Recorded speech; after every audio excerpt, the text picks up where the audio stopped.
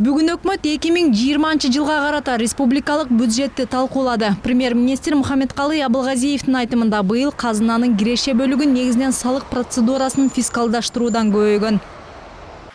8 айдын жыйынтыгы боюнча экспорттун өсүшү 1 миллиард доллар болду.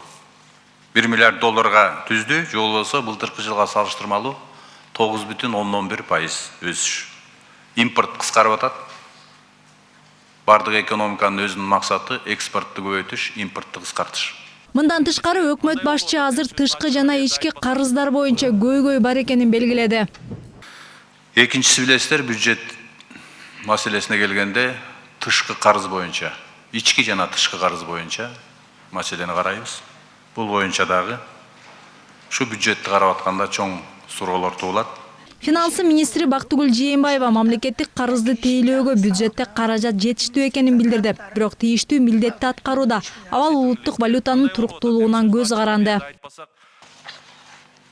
Анын ичинен тышкы карызды тейлөөгө багытталууда 2020 жылы 16 миллиард, 21 жылы 18 миллиард, 22 жылы 21 миллиард.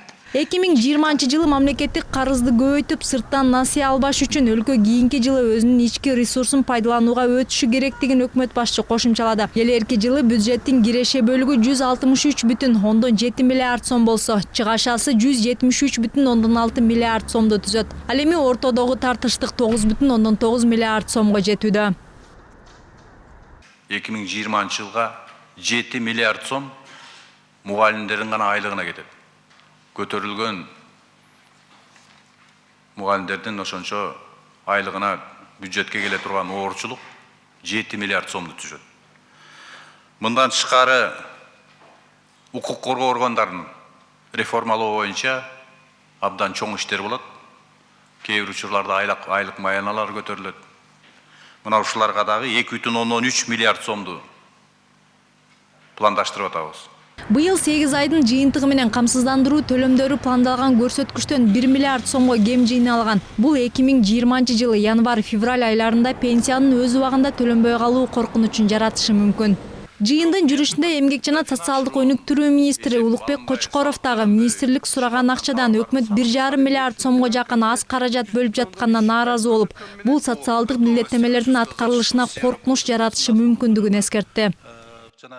Ай сайын 3-4 числода бизде касплан бекилет. Бирок сентябрь айында 13 сентябрда бекилди. Биздин мына пособие алуучулар, биздин инвалидтер күнүнө эсептеп, ошол 4 болсо 4 күнү эрте менен барып банкта турат, акча түштүбү деп. Биз мына айда бере алган жокпуз. Себеби бул жерде мына кол коюп болсоңор касплан ачылбайт дегендей кылып мамиле жасашты. Ошондуктан биз кол коюп бердик. Бирок мен муну айтып койбосом болбойт. Эртең мен жогорку кеңешке барганда муну айта албайм. Мына бул жерде биз бул маселелерди чечишибиз керек. Урматтуу Махматова Душеки. Коркунуч пайда болду деген сөз бул өкмөт мүчөсүнүн сөзү эмес. Болот деген. Кечээ төрага да ошентип айтып атат соцфонддук. Социалдык маселеге келгенде сөздү айтканда этият бололу.